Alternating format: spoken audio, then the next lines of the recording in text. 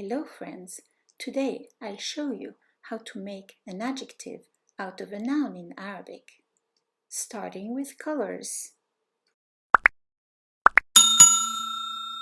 So for example, now we're going from right to left.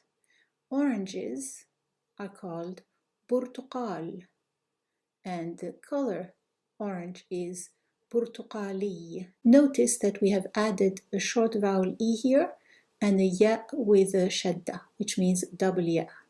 So instead of برتقال, it becomes برتقالي. This E here is what we add to a noun to make an adjective. So for example, if you say